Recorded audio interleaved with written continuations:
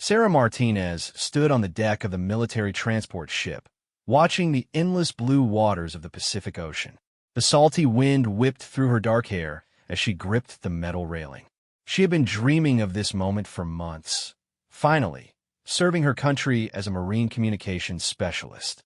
But her dreams were about to turn into a nightmare.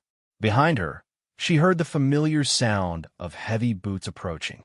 Private Johnson, Corporal Stevens, and Sergeant Blake, three Marines who had made her life miserable since the day she stepped foot on the base. They called themselves the Brotherhood and believed women had no place in the military. Well, look what we have here, Johnson sneered, his voice cutting through the ocean breeze. The little princess is all alone. Sarah turned around, her heart racing. She had hoped the harassment would stop once they were deployed, but it had only gotten worse. The isolation of being at sea made everything more intense. "I'm just getting some fresh air," Sarah said, trying to keep her voice steady. "I'll head back inside now." But Stephen stepped in front of her, blocking her path. "Not so fast, Martinez. We need to have a little chat." The three men formed a circle around her. Sarah looked around desperately, but the deck was empty. Most of the crew was below, either sleeping or working in the ship's interior. The captain was in his quarters, and the other Marines were in the mess hall. "You think you're tough because you made it through basic training?" Blake spat. "You think you belong with real Marines?" Sarah's hands clenched into fists. She had worked twice as hard as any of them to earn her place. She had scored higher on fitness tests, communications exams, and tactical assessments. But none of that mattered to these men. "I earned my place here just like everyone else," she said firmly. Johnson laughed, a cruel sound that mixed with the crash of waves against the ship's hull. "You earn nothing. You're here because they need to fill some quota. You're a liability waiting to happen." The ship rocked slightly as it hit a larger wave, causing Sarah to stumble backward. She was now dangerously close to the railing, with nowhere to go. "You know what happens to liabilities at sea?" Stevens asked, his eyes gleaming with malice. Sarah's training kicked in. She had learned hand-to-hand combat, but 3 against 1 on a moving ship was not good odds. She looked around for anything she could use as a weapon or a way to escape.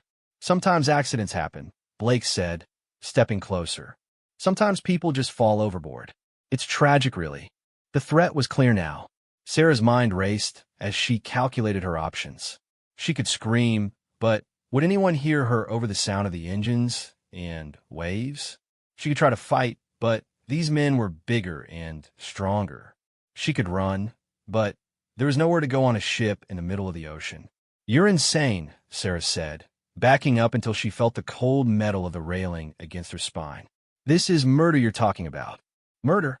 Johnson shook his head. "No, this is just nature taking its course.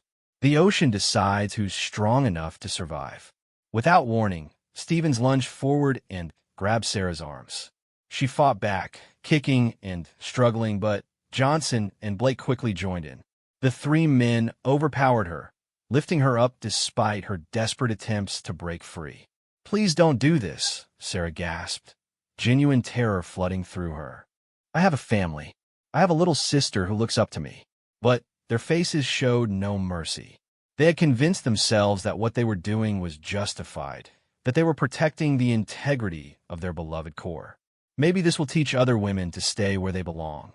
Blake grunted as they lifted her higher. Sarah felt her feet leave the deck. Below her, the dark ocean churned and foamed, hungry and vast.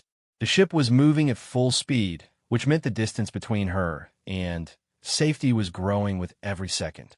In that moment of absolute terror, something changed inside Sarah. Instead of begging for her life, she looked each man in the eye with a fierce determination that made them hesitate for just a moment. "You think this will break me?" she said through gritted teeth. "You have no idea who you're dealing with." Before they could respond, they shoved her over the railing. Sarah plummeted toward the churning waters below, her uniform and boots making her body heavy. The last thing she heard was Johnson's voice carried on the wind. "Good riddance."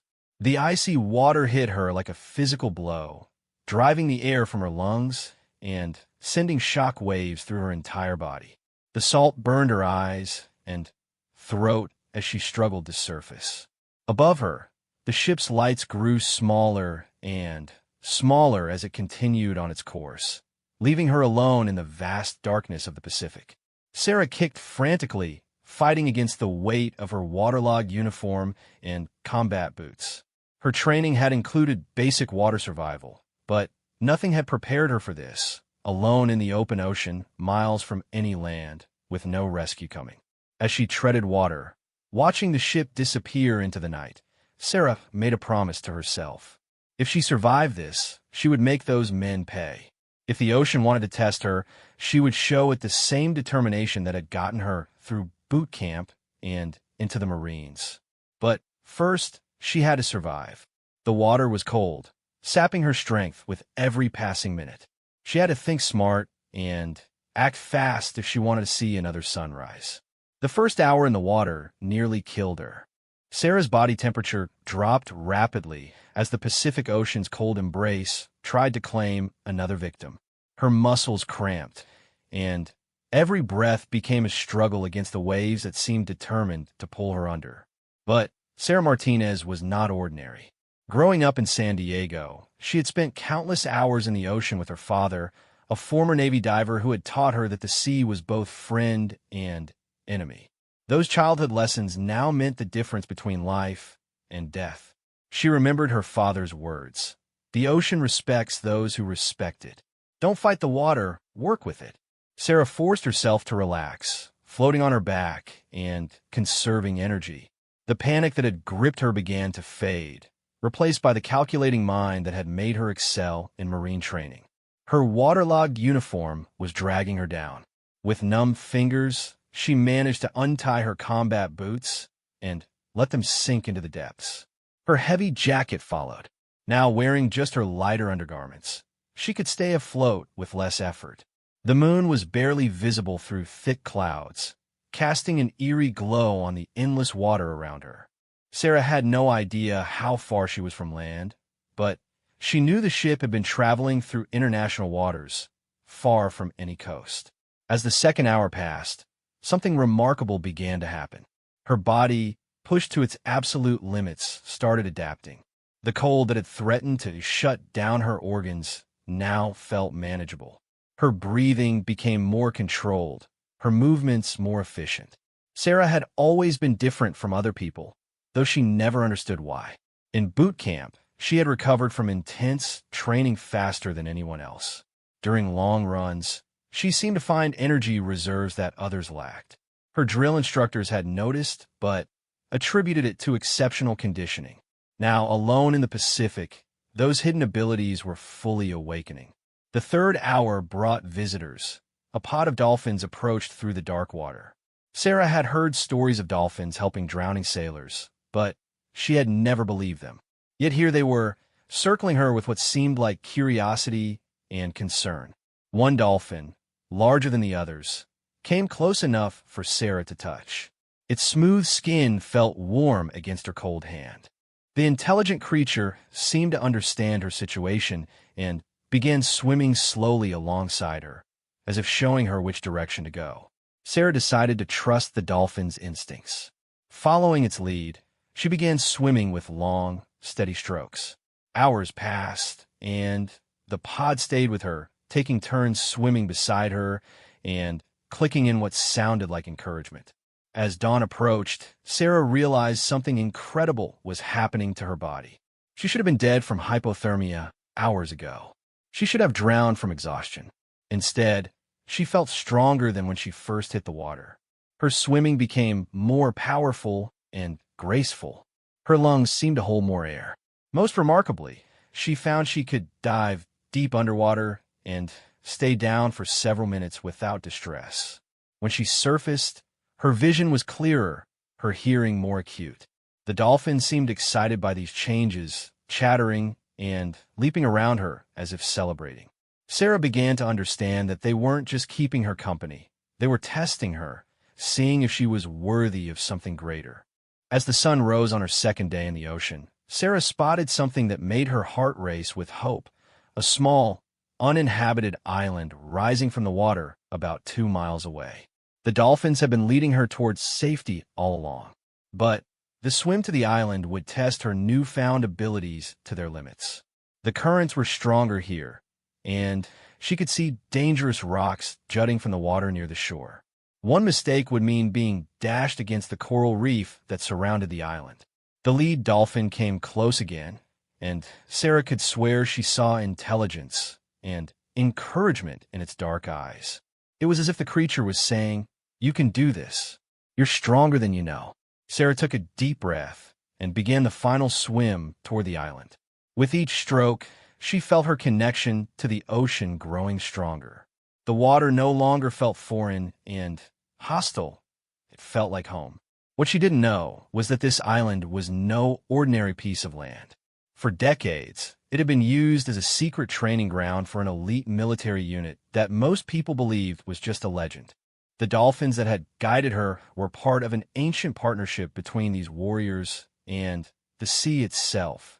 As Sarah hauled herself onto the rocky shore, exhausted but alive, she had no idea that her real training was about to begin. The Marines had tried to destroy her by throwing her into the ocean, not knowing they had actually delivered her to the place where she belonged. Hidden cameras had been watching her approach. Deep in underground facilities carved into the island's rock, alarms were sounding. A woman had survived 18 hours in the open Pacific and had been guided to their secret base by the dolphins themselves. This had only happened 7 times in the unit's 50-year history. Each time, it marked the arrival of someone special, someone the ocean had chosen to join the most elite fighting force on Earth. As Sarah collapsed on the beach, breathing heavily but very much alive, she heard footsteps approaching through the jungle. Her ordeal was over, but her true journey was just beginning. The men who had thrown her overboard thought they had eliminated a problem. Instead, they had created their worst nightmare. A woman who had been tested by the ocean itself and found worthy of powers they couldn't imagine. Sarah's eyes fluttered open to find herself staring at a ceiling made of polished steel and rock. Her body ached, but she was warm and dry, lying on a comfortable bed in what appeared to be a high-tech medical facility carved directly into the island's interior. A man in his 50s approached her bedside. He was tall and weathered, with scars that spoke of countless battles and eyes that held depths of experience. His uniform bore no identifying marks, but everything about him screamed military elite. "Welcome to the world of the living, Martinez," he said in a gravelly voice. "I'm Commander Thompson, though most people here just call me Ghost." Sarah sat up quickly, her Marine training making her instantly alert despite her ordeal. "Where am I? How do you know my name?" Ghost pulled up a chair and sat down, studying her with interest. "You're on Poseidon Island, a facility that doesn't exist on any map. And I know your name because we've been watching your career with great interest. Your performance in Marine training was remarkable. Watching me, Sarah's mind raced. Who are you people? We're what happens when the ocean decides to create its own warriors," Ghost said simply. "Most people call us myths or legends. The few who know we exist call us the Maritime Special Operations Unit. But we prefer a simpler name, the Ocean's Elite." Sarah looked around the medical facility, taking in the advanced equipment and the way everything seemed to blend seamlessly with the natural rock formations. Through a window, she could see the Pacific Ocean stretching endlessly to the horizon. "You mean your SEALs," she said. Ghost shook his head. "SEALs are excellent warriors, but they're still bound by conventional thinking and limitations. We're something different. We're humans who have learned to work with the ocean as a partner, not just a battlefield."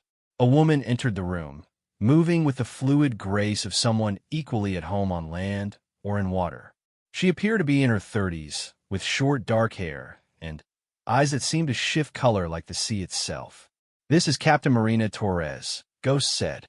"She'll be your primary instructor if you choose to stay." Marina stepped forward, and Sarah noticed something extraordinary about her movements. They seemed to flow like water, every gesture perfectly efficient and graceful. "The dolphins brought you here for a reason," Marina said, her voice carrying a slight accent that Sarah couldn't place. They only guide those who have the potential to become one of us. I don't understand any of this, Sarah said, frustration creeping into her voice. I was thrown overboard by 3 Marines who wanted me dead. I survived by luck and stubbornness. There's nothing special about me. Ghost and Marina exchanged glances. Show me your hands, Marina said. Confused, Sarah held out her hands. Marina took them gently and examined her fingers. Look closely at your fingertips, she instructed. Sarah gasped. Where there had once been normal fingerprints, she now saw what looked like tiny gills or scales, so subtle they were almost invisible but definitely there. This happens to all of us, Marina explained. The ocean changes those it chooses. Your lungs can now process oxygen from water almost as efficiently as from air. Your eyes can see clearly underwater at depths that would blind normal humans. Your muscles have adapted to be equally strong whether you're swimming or running. You're saying I'm not human anymore? Sarah's voice was barely a whisper. You're more human than you've ever been, Ghost corrected. You're what humans were meant to become when they learned to truly live with the sea instead of just on it. He gestured toward a large viewing window that looked out into what appeared to be an underwater cavern. As Sarah watched in amazement, she saw dozens of people swimming through the water with impossible speed and grace. Some were racing dolphins, others were practicing combat techniques that seemed to defy the laws of physics underwater. For 50 years, we've been recruiting individuals who show exceptional potential, Ghost continued. Sometimes we find them in the military, sometimes in civilian life. But we've never had someone delivered to us by the ocean itself, quite like you were. Marina sat on the edge of the bed. The 3 Marines who attacked you thought they were destroying you. Instead, they gave you the ultimate test. 18 hours in the open Pacific Ocean should have killed you. Instead, it awakened abilities you never knew you had. Sarah thought back to her experience in the water, how she had grown stronger instead of weaker, how she could dive deep and hold her breath for impossible amounts of time, how the dolphins had seemed to communicate with her. What do you want from me? She asked. We want to offer you a choice, Ghost said. We can return you to the surface world. We'll arrange for your rescue from this uninhabited island and help you report what those Marines did to you. They'll be court-martialed and sent to prison. And the other choice? Marina smiled, and for a moment her eyes seemed to glow with an inner light. You join us. You learn to harness the abilities the ocean has given you. You become part of something greater than any conventional military unit on Earth. But if I join you, I can never go back to my old life, Sarah said, understanding instinctively. That's right, Ghost confirmed. To the outside world, Sarah Martinez would have to die in that ocean. You would become someone new, someone whose mission is to protect the seas and everyone who depends on them. Sarah stood up and walked to the viewing window. Below, she watched a group of trainees moving through underwater obstacle courses with incredible skill. They weren't just swimming. They were flying through the water like dolphins themselves. Those Marines threw me overboard because they thought women didn't belong in their corps, she said quietly. They thought the ocean would destroy me. And now you can show them what the ocean really creates, Marina said, joining her at the window. For the first time since her ordeal began, Sarah felt a smile cross her face. It wasn't a pleasant smile. It was the expression of someone who had been pushed too far and was ready to push back. When do we start? She asked. Ghost stood up, satisfaction evident in his weathered features. Welcome to the ocean's elite, Sarah Martinez. You're real, training begins at dawn. As if responding to her decision, Sarah felt the changes in her body becoming more pronounced. Her vision sharpened, her hearing became more acute, and she felt a connection to the vast ocean surrounding the island that was unlike anything she had ever experienced. The Marines who had tried to kill her had no idea what they had unleashed. They thought they were eliminating a threat to their traditional way of thinking.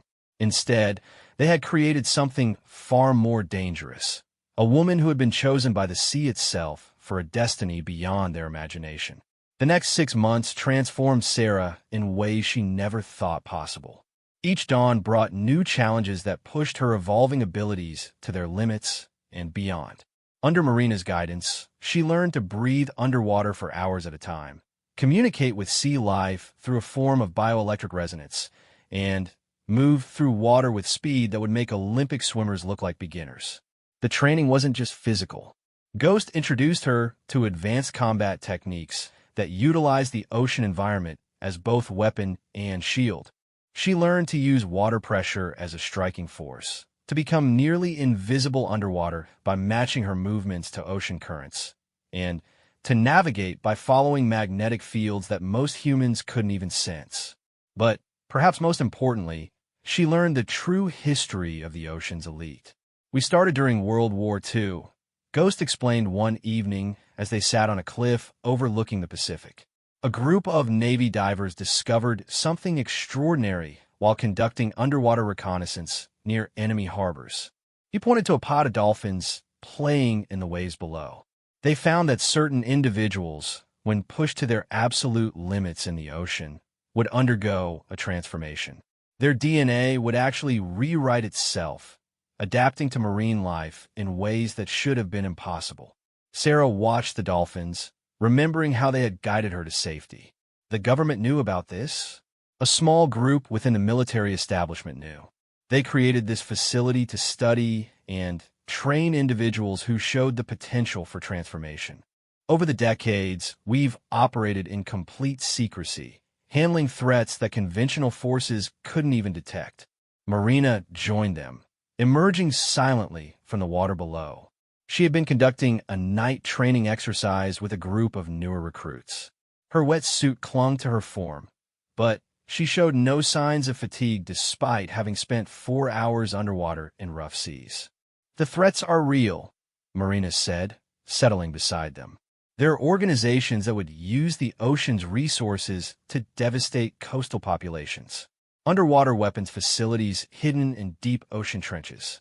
Submarines carrying biological weapons that could poison entire ecosystems. And there are individuals who have undergone transformations similar to ours, but have chosen to use their abilities for destruction," Ghost added grimly. "We call them the Abyssal Order, people who see themselves as the ocean's wrathful children rather than its protectors." Sarah felt a chill that had nothing to do with the evening breeze. "How many of them are there?" "We don't know," Marina admitted. "They operate in cells scattered across the globe. Some work alone, others in small groups. What we do know is that their numbers are growing and their attacks are becoming more sophisticated." Over the following weeks, Sarah's training intensified as she prepared for her first real mission. She learned to use specialized equipment that seemed like something out of science fiction. Underwater breathing apparatus that worked by extracting oxygen directly from seawater, suits that could change color and texture to match any ocean environment, and weapons designed to function perfectly both above and below the surface. The other trainees came from diverse backgrounds. There was Marcus, a former Coast Guard rescue swimmer who had survived being caught in a hurricane while saving civilians from a sinking ship. Elena was a marine biologist who had discovered her abilities while conducting deep-sea research and nearly drowning when her equipment failed. David had been a Navy SEAL whose transformation occurred during a training accident that left him stranded underwater for over an hour. All of them had faced the ocean's ultimate test and emerged changed, chosen for something greater than their original lives. Sarah's favorite training exercise involved working directly with the island's dolphin pods.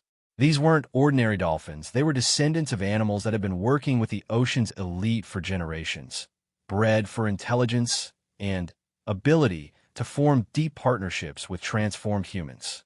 Her primary partner was a large male dolphin named Echo, the same one who had originally guided her to the island. Echo seemed to understand her thoughts and emotions, responding to subtle changes in her bioelectric field that even Sarah wasn't fully aware of. Together, they practiced complex underwater maneuvers, echolocation techniques that allowed Sarah to see in complete darkness, and communication methods that worked across vast distances underwater. Echo taught her to read ocean currents like a road map, and to sense the approach of other sea life long before they became visible. But the most remarkable aspect of her training was learning to interface with the ocean's own consciousness. Marina explained it during one of their deep water meditation sessions. The ocean isn't just water and salt, she said as they floated together 30 feet below the surface, breathing as easily as if they were on land. It's a living entity with its own intelligence, its own will. When we're transformed, we become part of that intelligence network. Sarah closed her eyes and reached out with senses she was still learning to use. Gradually, she began to feel it, a vast, ancient awareness that stretched across every ocean on Earth.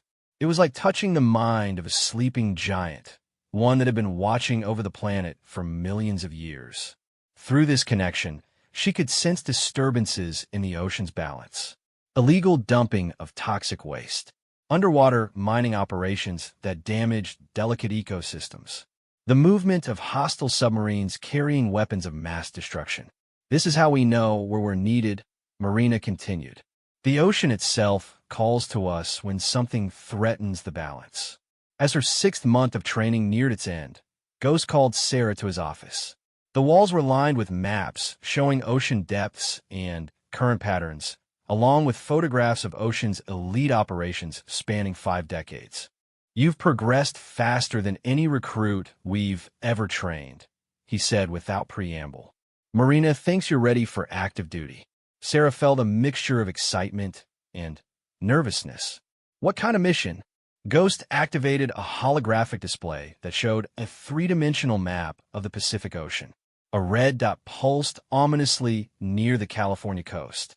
3 weeks ago, we detected an unusual energy signature coming from an underwater facility approximately 200 miles off the coast of San Diego.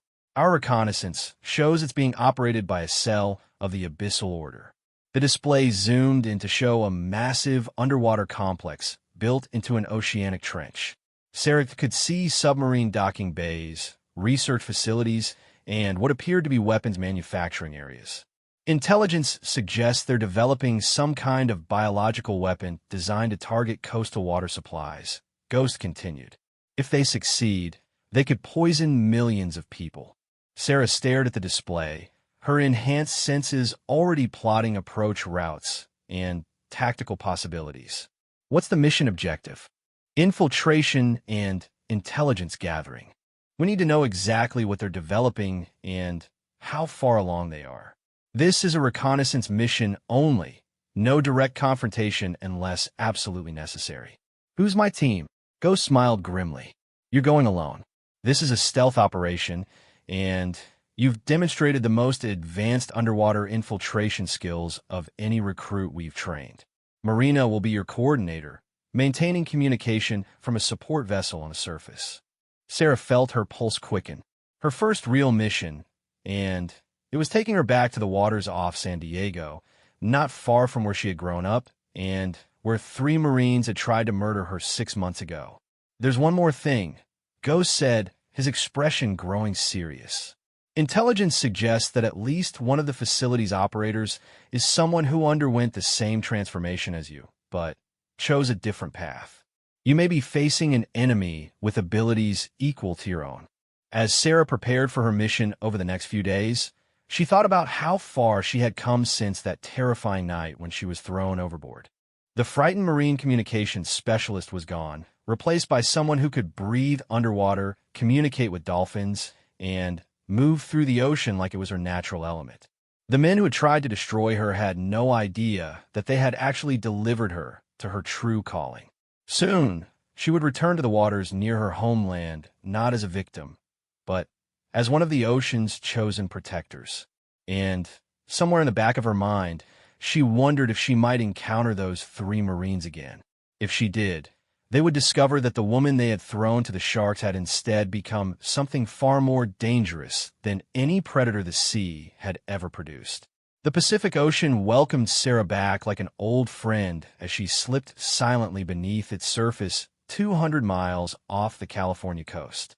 Her advanced diving suit shifted its coloration to match the deep blue-black of the water around her, making her nearly invisible to both human eyes and most detection equipment.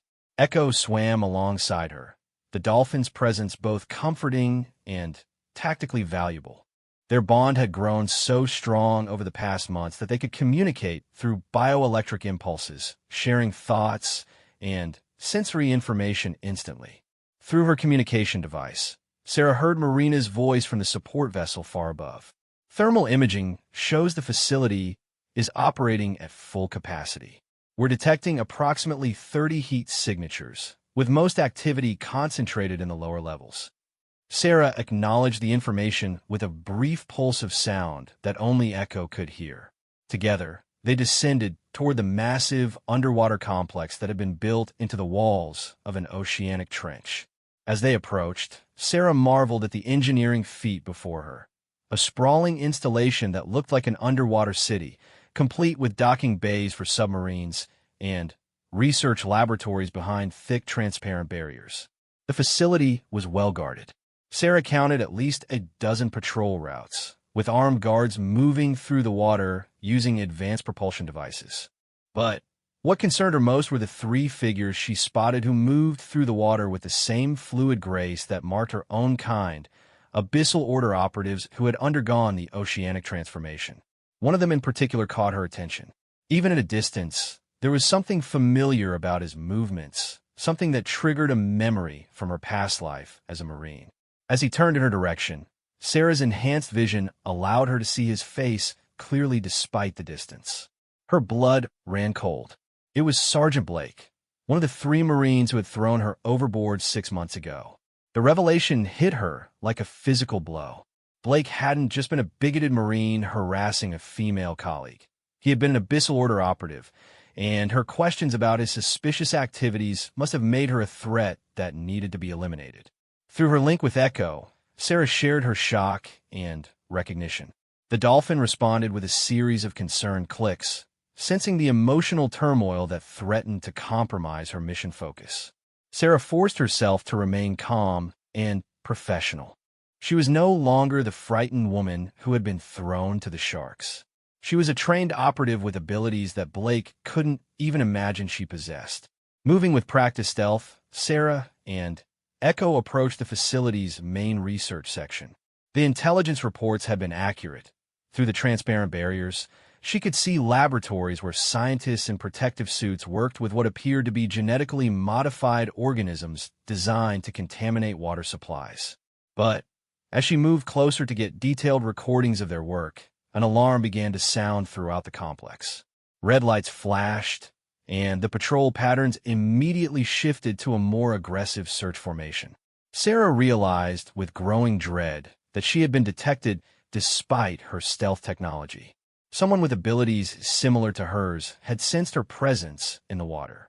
Blake's voice echoed through underwater speakers throughout the facility, confirming her worst fears. Well, look what the ocean dragged back to us. I thought we had dealt with you permanently, Martinez. Sarah's position was blown, but her mission wasn't over. She activated her emergency protocols and began rapidly documenting everything she could see in the research laboratories, transmitting the data back to Marina and the ocean's elite command structure. You always were too curious for your own good, Blake continued, his voice carrying a tone of satisfaction that made Sarah's skin crawl. But you've saved us the trouble of hunting you down. The Order has been very interested in studying someone who survived direct oceanic transformation without guidance.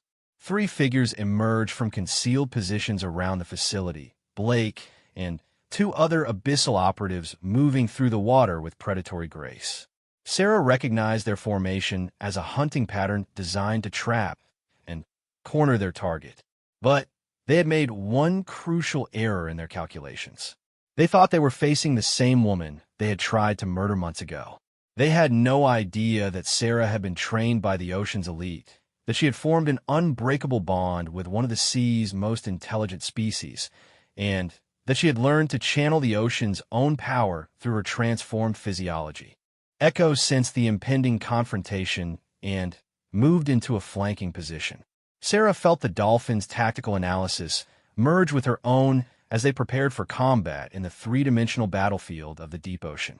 You made one mistake, Blake, Sarah said, her voice carrying clearly through the water via her suit's communication system. You assumed the ocean would destroy me because I'm a woman. You never considered that it might choose me because of who I am. The battle that followed was unlike anything the deep ocean had witnessed in decades. Sarah moved through the water like a living torpedo, using techniques that Marina and Ghost had taught her to turn the ocean itself into a weapon. She created pressure waves that disoriented her attackers, used thermal layers to mask her movements, and coordinated with Echo to execute pincer attacks that her enemies couldn't predict or counter. Blake was skilled, but his transformation had been guided by the Abyssal Order's philosophy of domination rather than the ocean's elite principles of harmony with the sea. His movements were powerful, but crude, lacking the refined connection to the ocean's consciousness that Sarah had developed. One by one, Sarah neutralized the other Abyssal operatives, using non-lethal techniques that left them unconscious but alive. The ocean's elite didn't kill unless absolutely necessary. They believed in justice, not vengeance. But Blake was different. He had personally tried to murder her, and his work at this facility threatened millions of innocent lives.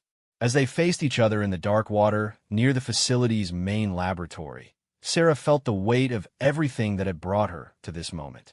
"This ends now," she said. The final confrontation was swift and decisive. Blake had underestimated how much Sarah had changed, how completely she had embraced her new abilities. When he lunged toward her with what he thought was killing force, Sarah was no longer there. She had moved with Echo in perfect synchronization, using the dolphin's echolocation to anticipate Blake's attack and counter it. In the end, it was the ocean itself that decided Blake's fate. As Sarah pinned him against the facility's outer wall, the pressure of the deep water and his own exhaustion from the fight overwhelmed his transformed physiology. He lost consciousness and began to sink toward the trench floor below. For a moment, Sarah hesitated. She could let him fall into the abyss, and no one would ever know what had happened to the man who had tried to kill her. Justice would be served, and one dangerous enemy would be eliminated. But that wasn't who she had become. The ocean had chosen her not for vengeance, but for protection and balance. With Echo's help, she caught Blake's unconscious form and secured him for transport back to the surface. The mission was a complete success. Sarah had gathered detailed intelligence on the Abyssal Order's biological weapons program, neutralized an entire cell of enemy operatives, and captured one of their leaders alive. The facility's research was shut down, its weapons destroyed, and its threat to coastal populations eliminated. As she surfaced near the support vessel with her prisoners in tow, Sarah reflected on how far she had come since that night when 3 bigoted Marines had thrown her overboard. They had tried to destroy her because they feared what she represented: change, progress, and the evolution of their beloved core to include people they couldn't accept. Instead, they had delivered her to a destiny beyond anything she could have imagined. The Marines had unwittingly created one of the ocean's most formidable protectors, someone who would spend her life defending the seas and all who depended on them. Blake and his remaining accomplices would face justice through proper channels. The Abyssal Order had lost a major facility and several key operatives.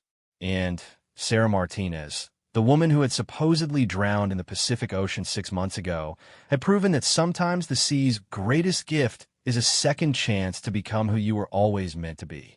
As Marina's voice crackled through her communicator with congratulations and mission completion confirmation, Sarah smiled and dove back beneath the surface one more time. Echo was waiting for her, chattering with what sounded like dolphin laughter. The ocean stretched endlessly in all directions, vast and deep and full of mysteries yet to be discovered. And somewhere in its depths, other chosen individuals were probably facing their own transformations, learning that the sea doesn't destroy those it finds worthy. It makes them into something greater than they ever dreamed possible. The Marines who had tried to murder her were about to discover that their victim had not only survived, but had become something they could never defeat.